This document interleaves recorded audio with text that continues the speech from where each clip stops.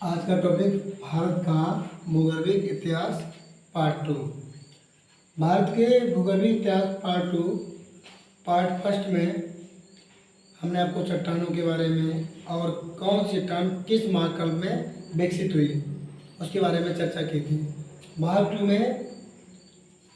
2 में हम आज प्रत्येक चट्टान के बारे में अलग से विशेष जानकारी कराएंगे। ठीक है, उसमें से सबसे पहली चट्टान आती है आर्कियन क्रम की चट्टान है। आर्कियन क्रम की चट्टान है।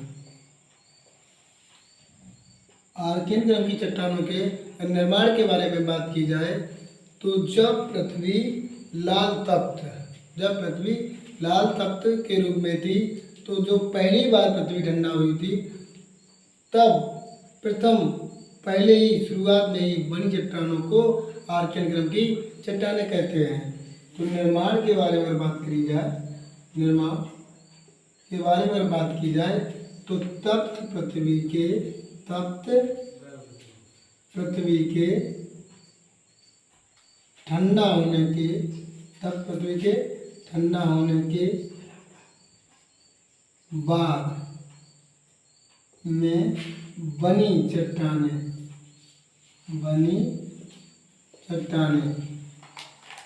आर्कियन क्रम की चट्टानें कहलाएं। ये प्राचीनतम चट्टानें सबसे प्राचीनतम है। सबसे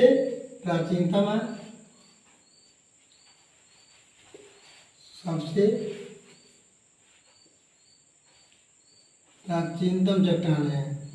इनसे पुरानी और कोई चट्टानें नहीं है। पृथ्वी में सबसे पहले निर्मित चट्टानें आर्कियन क्रम की चट्टानें हैं। इन्हें मूलभूत चट्टानें भी कहते हैं। मूलभूत चट्टानें भी कहते हैं। बात आती है उनके बारे में कुछ पॉइंट। तो मुख्य बिंदु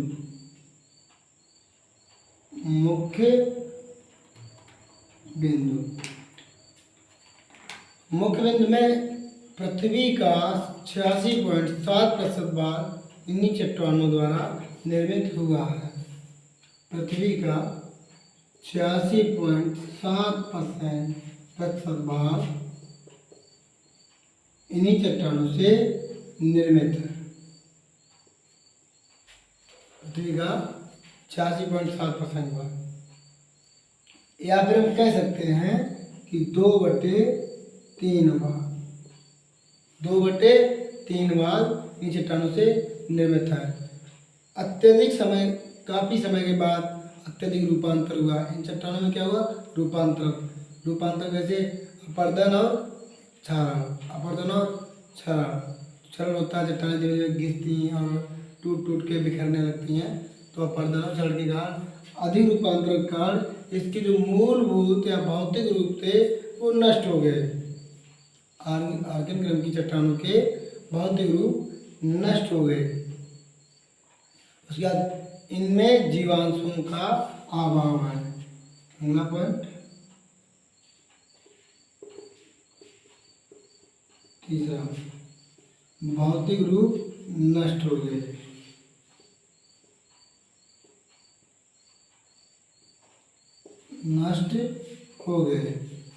कैसे? अपरदन का। चौथा, इनमें जीवांशों का अभाव है। जीवों के अंशों का, क्योंकि पृथ्वी जब पहली बार ठंडी हुई थी उस समय जीवों का अभाव था, इसलिए जीवांशों का भी अभाव होगा। जीवांशों का अभाव, अर्थात इसमें जीवांश नहीं मिलते हैं। इन चट्टानों को 3 क्रम की चट्टानें बोलते हैं। तीन प्रकार की चट्टानें बताएंगे। इनके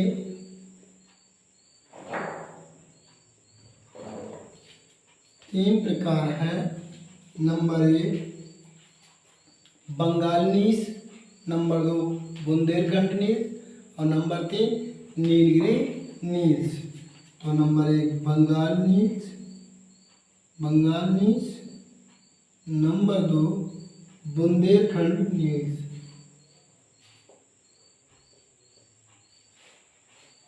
बुंदेलखंड नील्स। और नंबर 3 नीलगिरी नील, नीलगिरी,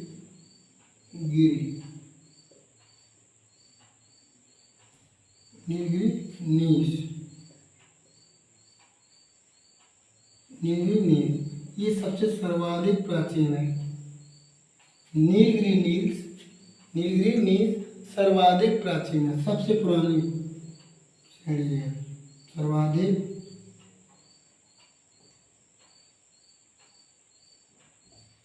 प्राचीन है। नीलगिरी नील्स सर्वाधिक प्राचीन है। इन चट्टानों में खनिज संपदा के भंडार हैं। इनमें खनिज संपदा अर्थात ये खनिज संपदा के रूप में अमीर चट्टान कहा जाता है।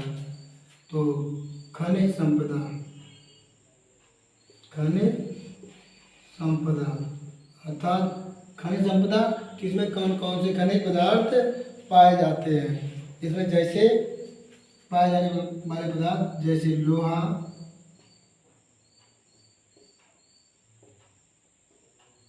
सोना, लोहा, सोना, मैंगनीज, अब्रक, डोलोमाइट, सीसा, जस्ता।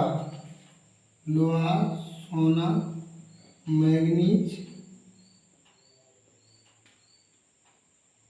अब्रक, डोलोमाइट,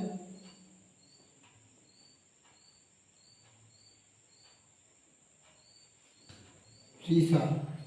लोहा, सोना, मैंगनीज, अब्रक, डोलोमाइट, सीसा। और जस्ता, सोना, चांदी। जस्ता, सोना, चांदी अर्थात दुनिया की लगभग कुछ महंगी धातुएं सोना चांदी भी इसमें पाई जाती हैं। अर्थात ये खनिज संपदा के रूप में अमीर या रईस चट्टान कही जाती हैं। इसमें धात्विक और अधात्विक की प्रचुर मात्रा होती है। इन चट्टानों में धात्विक, धातुएं तो ये सभी हो गई हैं, साथ में लिख सकते हैं नोट में धात्विक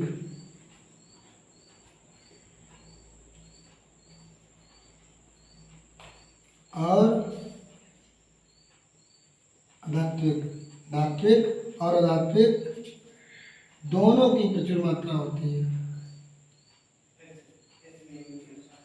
दोनों की प्रचुर मात्रा होती है। धातुएं धातुएं दोनों प्रचुर मात्रा में पाई जाती हैं। अब इनके क्षेत्र कौन से रहे? इनके क्षेत्र रहे हैं क्षेत्र भाग। ये चट्टानें किस क्षेत्र में मिलती हैं?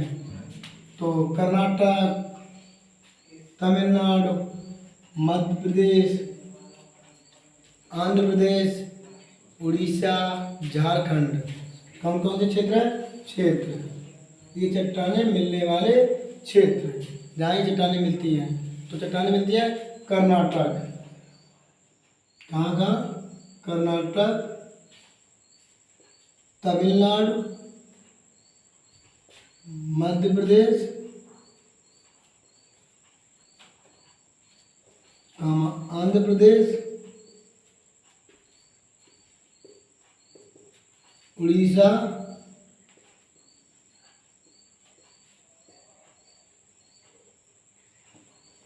झारखंड। और झारखंड में छोटा नागपुर पठार, छोटा नागपुर पठार। और पूर्वी राजस्थान, दक्षिणी पूर्वी राजस्थान और दक्षिण पूर्व राजस्थान।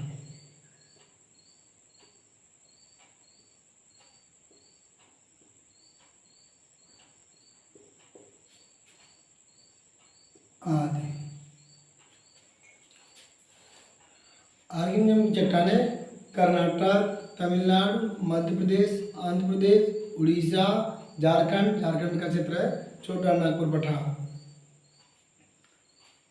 झारखंड और दक्षिणी पूर्वी राजस्थान, इन जगहों पर आर्कियन क्रम की चट्टानें पाई जाती हैं। उसके बाद एक पॉइंट और, महान हिमालय का, जो महान हिमालय उसके अंदर जो रीढ़ का कार्य करती है, किसका, रीढ़ की हड्डी का कार्य करने वाली चट्टानें आर्कियन क्रम की चट्टानें हैं। मुख्य पॉइंट है ये, महान हिमालय, महान हिमालय, महान हिमालय को बृहद हिमालय, सर्वोच्च हिमालय और बड़ा और आंतरिक हिमालय भी कहते हैं। तो महान हिमालय की रीढ़ की हड्डी का कार्य करने वाली चट्टान, रीढ़ की हड्डी का अर्थात बहुत मुख्य रूप से जो चट्टानें पाई जाती हैं, जो मुख्य चट्टान होती है वो आर्कियन क्रम की चट्टानें होती हैं। रीढ़ की हड्डी,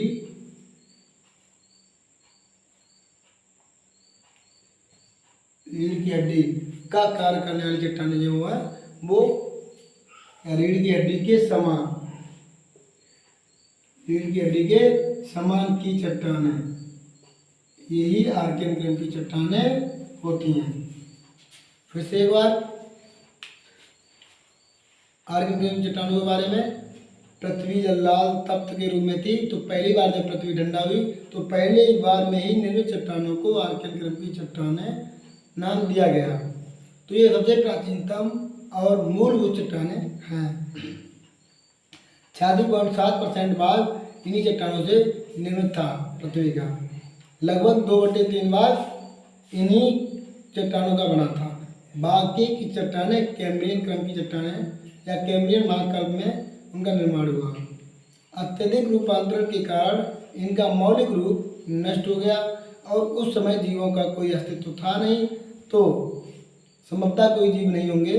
उसके अनुसार इनमें जीव अंशों का भी अभाव है, अर्थात जीवों के अंश भी नहीं मिलते हैं। तो ये चट्टानें 3 प्रकार की होती हैं, बंगाल नील्स, बुंदेलखंड नील्स और नीलगिरी नील्स। सबसे प्राचीन नील्स नीलगिरी नील्स है। इसमें खनिज भंडार, खनिज संपत्ति भंडार, संपदा बहुत अधिक मात्रा में पाई जाती है, अर्थात दुनिया की सबसे महंगी धातुएं लगभग इसी चट्टानों में पाई जाती हैं, जैसे लोहा, तांबा, मैग्नीज, अभ्रक, डोलोमाइट, सीसा, जस्ता, सोना, चांदी आदि सभी धातुएं इन चट्टानों में पाई जाती हैं। साथ ही साथ धात्विक और अधात्विक की प्रचुर मात्रा इन चट्टानों में मिलती है। स्थान, ये चट्टानें कहाँ कहाँ मिलती हैं? कर्नाटक, तमिलनाडु, आंध्र प्रदेश, मध्य प्रदेश, उड़ीसा, झारखंड, झारखंड में छोटा नागपुर का पठार क्षेत्र और दक्षिण पूर्व राजस्थान। तो ये हो गई आपकी आर्कियन क्रम की चट्टानें। उसके बाद दूसरी चट्टान है धारवाड़ चट्टान। इसके बाद दूसरी चट्टान धारवाड़ चट्टान। धारवाड़ चट्टान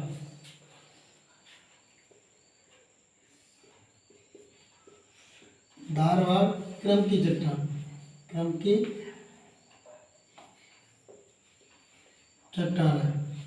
धारवाड़ क्रम की जो चट्टानें होती हैं वो कर्नाटक के धारवाड़ व शिमोगा जिला से प्रारंभ होती हैं। उनका जन्म, धारवाड़ चट्टानों का जन्म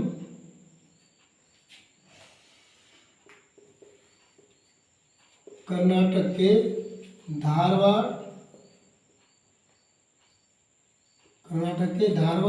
व शिमोगा, धारवाड़ व शिमोगा नामक जिले के नाम से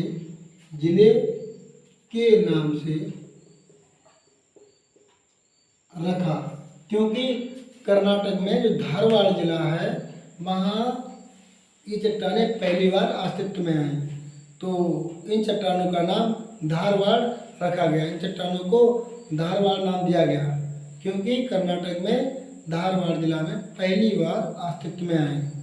इसके मुख्य या इन चट्टानों का जो निर्माण है, इन चट्टानों का निर्माण इन चट्टानों का निर्माण आर्कियन क्रम की चट्टानों के अपरदन और निक्षेपण के कारण होता है। जो आर्कियन क्रम की चट्टानें थी, आर्कियन की आर्कियन क्रम की चट्टानें थी, उनका अपरदन और निक्षेपण के कारण होता है। अपरदन मतलब उनके घिसने से या उनके थोड़ा थोड़ा नष्ट होने से चट्टानों का धीमे धीमे अस्तित्व तो खत्म होता है। प्रत्येक चीज़ अगर दुनिया में आई है तो उसका नष्ट होना तय है, अर्थात धीमे धीमे अपरदन होता है, झरती हैं, ठीक ना, रेत के रूप में। तो जो बाकी की बची हुई चट्टान है वो धारवाड़ के रूप में रहती है, अर्थात अपरदन और निक्षेपण के कारण प्राप्त होती है, उन्हें हम धारवाड़ चट्टान कहते हैं। इसके मुख्य बिंदु, कुछ इंपॉर्टेंट बिंदु।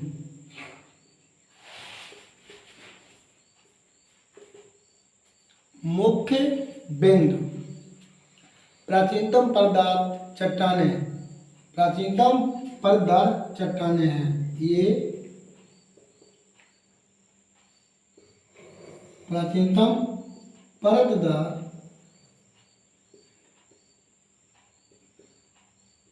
चट्टानें हैं। उदाहरण अरावली क्षेत्र की चट्टानें, जो अरावली पर्वत श्रृंखला है वो सबसे प्राचीनतम परतदार चट्टानों में शामिल है। उदाहरण के लिए अरावली पर्वत सबसे प्राचीनतम पर्वत श्रृंखला है। धारवाड़ श्रृंखला धारवाड़ क्रम की चट्टानों में शामिल है। चलो, इन्हें धारवाड़, कर्नाटक के धारवाड़ जिला से इनका नामकरण हुआ है। उसके बाद क्षेत्र विस्तार, इनका क्षेत्र विस्तार। अब क्षेत्र विस्तार क्या है? कर्नाटक के धारवाड़ एवं बेलारी जिले से तमिलनाडु के नीलगिरी तथा मदुरई तक इनका क्षेत्र विस्तार है। कहाँ से? कर्नाटक के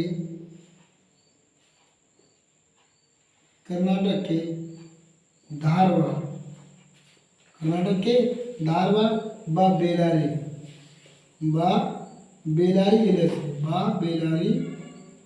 जिले से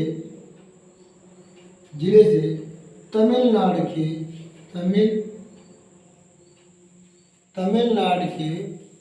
कर्नाटक के धारवाड़ व बेलारी जिले से तमिलनाडु के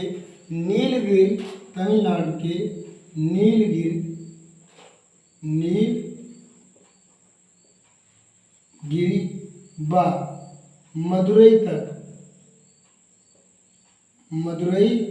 तक विस्तार है। किनका? धारवाड़ चट्टानों का कर्नाटक के धारवाड़ व बेलारी जिले से तमिलनाडु के नीलगिरी व मदुरई तक इनका क्षेत्र विस्तार है तथा कुछ मात्रा में ये छोटा नागपुर पठार या छोटा नागपुर के मध्य पूर्वी हिस्से में पाई जाती हैं। कुछ मात्रा में ये छोटा नागपुर पठार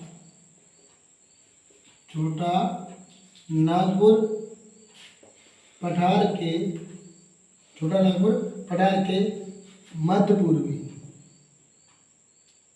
मध्य पूर्वी हिस्से में पाई जाती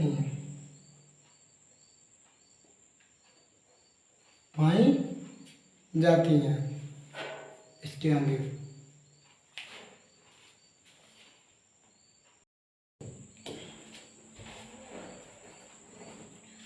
छोटा नागपुर पठार के मध्य पूर्वी हिस्से में पाई जाती हैं। उसके बाद इनका विस्तार दिल्ली के अरावली क्षेत्र में, दिल्ली के अरावली क्षेत्र में।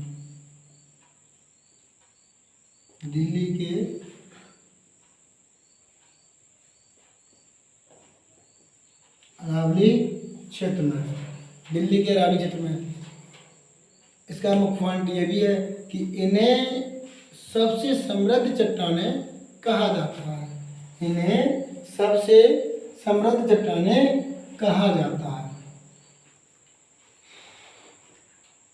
इन्हें अर्थात धारवाड़ को इन्हें सबसे समृद्ध, सबसे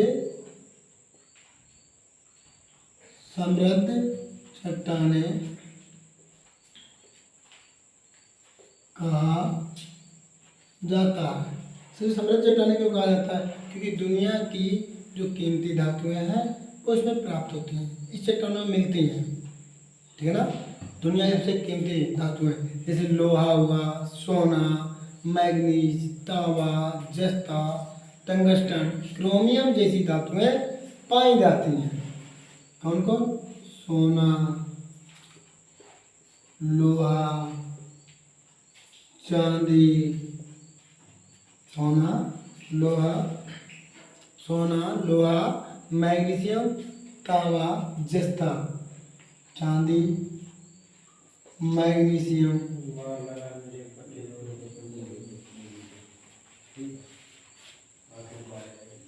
जस्ता, तांबा, क्रोमियम, टंगस्टन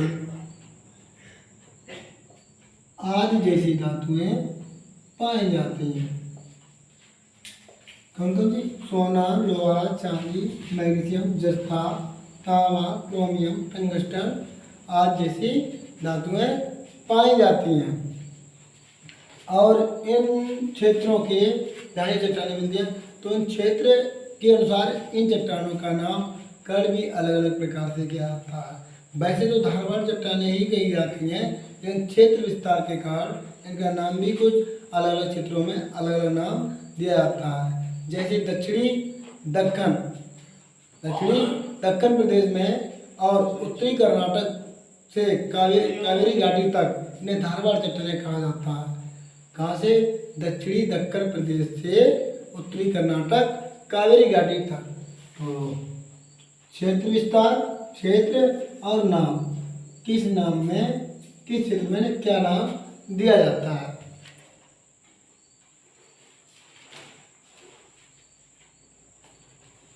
तो लिखेंगे क्षेत्र में दक्षिणी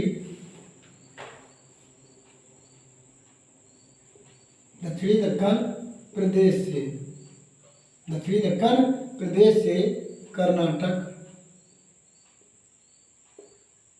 कर्नाटक की कावेरी घाटी तक इन्हें धारवाड़ चट्टान कहते हैं। इन्हें धारवाड़ चट्टान के नाम से जाना जाता है। मध्यवर्ती व पूर्वी दक्कन प्रदेशों में छोटा नागपुर व जबलपुर में सासर श्रेणी कहते हैं। कहाँ का? मध्यवर्ती पूर्वी दक्कन प्रदेशों में। कहाँ? मध्यवर्ती व पूर्वी दक्कन प्रदेशों में। मध्यवर्ती व पूर्वी दक्कन प्रदेशों में, मध्यवर्ती व पूर्वी दक्कन प्रदेशों में और नागपुर व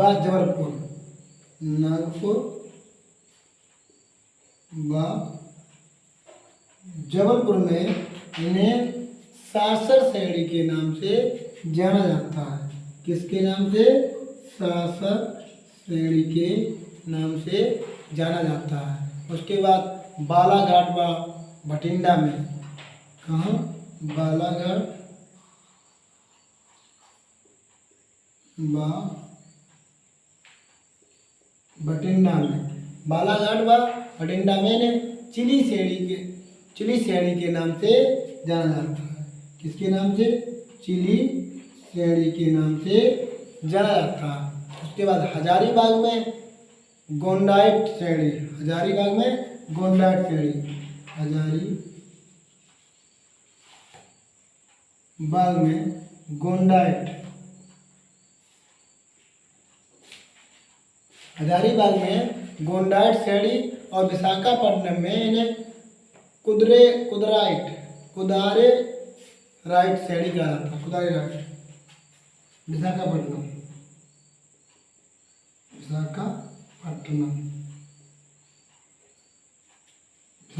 में कुदारे राइट श्रेणी के नाम से जाना जाता है। उसके बाद गुजरात में चंपानेर के नाम, चंपानेर श्रेणी दिल्ली के निकट अरावली श्रेणी के नाम से।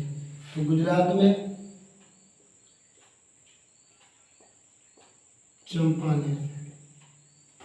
चंपानेर श्रेणी, और दिल्ली के निकट जो धारवाड़ चट्टानें हैं वो दिल्ली के निकट जो चट्टानें हैं धारवाड़, उन्हें अरावली श्रेणी के नाम से जाना जाता है।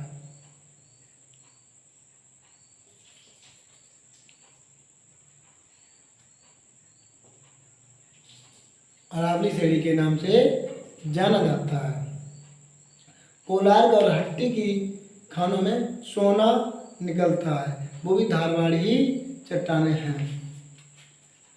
तो इन्हें समृद्ध चट्टानें कहा जाता है। यहाँ सोना, लोहा, चांदी, मैग्नीशियम, जस्ता, तांबा, क्रोमियम, टंगस्टन आदि जैसी धातुएं पाई जाती हैं।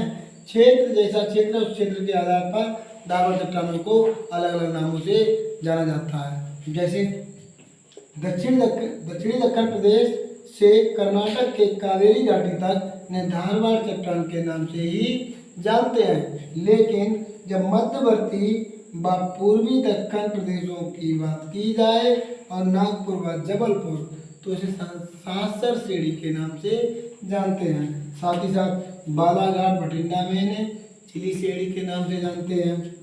हजारीबाग में गोंडाइट श्रेणी के नाम से जानते हैं। विशाखापट्टनम में कुदारीराइट श्रेणी के नाम से जानते हैं। गुजरात में धारवाड़ क्रम की चट्टानों को चंपानेर श्रेणी के नाम से जानते हैं, और दिल्ली के निकट जो श्रेणी है उसे हम अरावली श्रेणी के नाम से जानते हैं। और आपको पता होना चाहिए कोलार्क और हट्टी जैसी खानों में सोना निकलता है, वो भी धारवाड़ चट्टानें ही हैं।